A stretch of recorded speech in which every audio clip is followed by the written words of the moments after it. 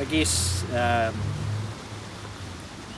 my journey through this started in 1991 when my brother Phil took his own life. He'd been through a rough time emotionally, and he'd taken several big hits emotionally, and obviously decided that suicide was the way out. He ended up in hospital in intensive care for a week with the family around him, and it became obvious over the last few days that he wasn't going to survive. And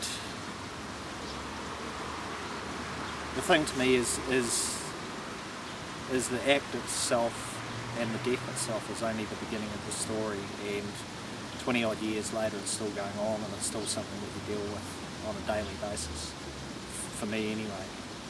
It's not something you get over, it's something that you learn to live with. And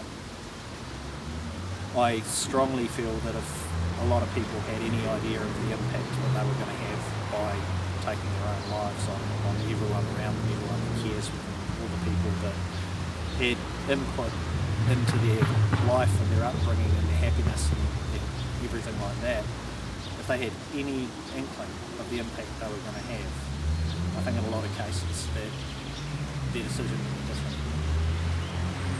So did you know beforehand that he was contemplating suicide? No. It was not obvious? No, it wasn't obvious.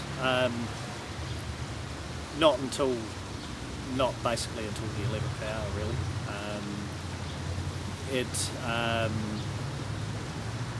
He had been, it was obvious he was having a very rough time, and the thing that changed that we didn't spot at the time was that he seemed to all of a sudden be at peace and be almost upbeat in certain ways.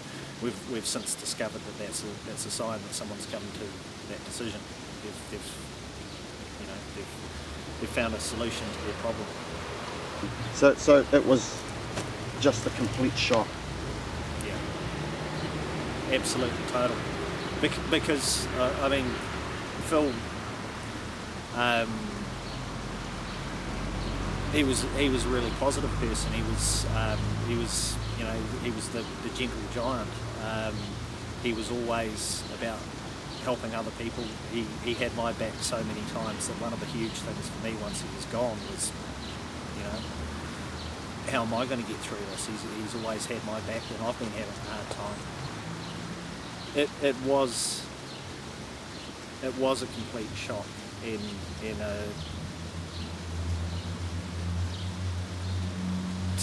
to me, to even function properly again afterwards, or anywhere near properly, was 10 years. It's over 20 years now, and it still takes me down from time to time. There's still things I'll hear of someone else taking their life, and I'm put right back in that moment of him taking his, and just feel utter despair at thinking about what each new person that I hear of making that decision. I just think about their family and what their family is on the sharp end of it experiencing. Speaking of that, you had an experience recently. Now, you can't talk about the act, but you were very close to that. It was something that happened practically in front of you. Yeah. How did that relate to your existing feelings about suicide? Massively. Again, in a lot of cases, I just hear of it happening, and it pulls me back into the experience. But in this case, yes, it was first hand, and it was up close and personal, and that put me right back at the beginning of my experience, as well as all the feelings of feelings that you have for their family. For me, particularly for the mother, that has been the key person in their life, and it affected me enough to go and seek some counselling over it, because I was I wasn't dealing with it. I didn't know the guy, never met the guy, didn't have any idea who he was. All I knew was this was another person that had decided to end their life, and that there was going to be a whole new group of people going through the whole thing again, and it's not good enough, and it just keeps happening, and something's got to be done about it. What do you think is best to be done? Bring it out in the open, talk about it. It seems to be this thing that there's all these different ideas about how to deal with it, and I've got the overwhelming feeling that not to be disrespectful to anybody, but it's not being done. And there's one strength I've developed through having gone through it. I'm able to talk about it. For years I couldn't talk about it.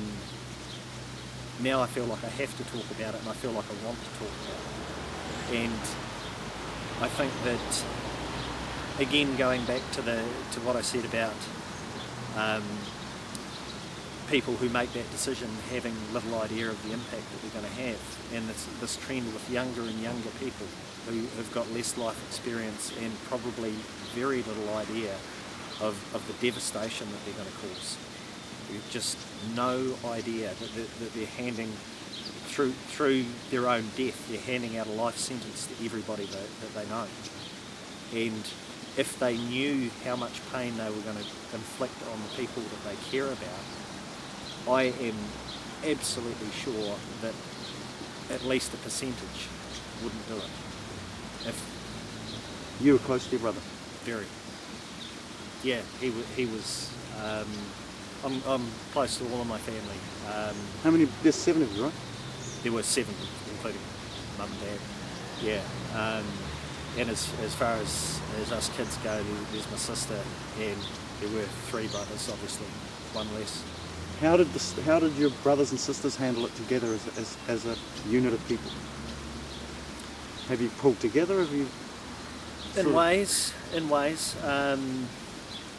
I'm really lucky in the fact that I've got a close family and a very supportive family, and I've always known that if I need the support of a member of my family, that they're there. What scared me at the time with Phil's death was he in a big way had helped me through a couple of losses of friends in the past.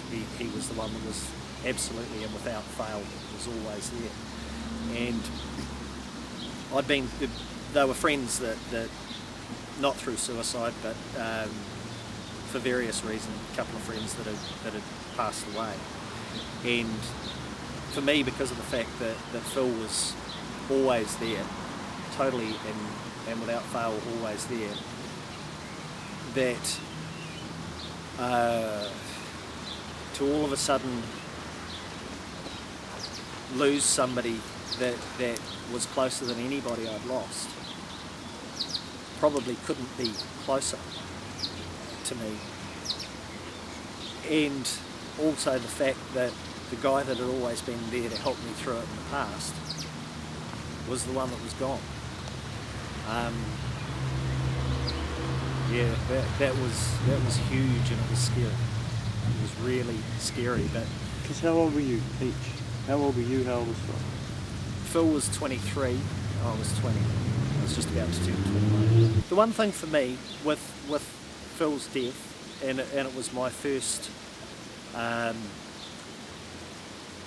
It was my first experience with suicide, with someone, there's anybody that's been around for long enough loses people, and there's a harshness and I've always thought a slight, for want of a better term, a slight insanity to the feeling of that person is no longer here.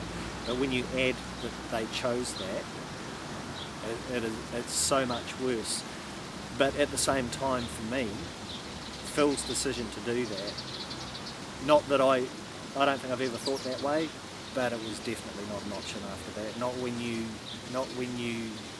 live through it and you watch everybody you care about live through it. You can't do that to people. You can't.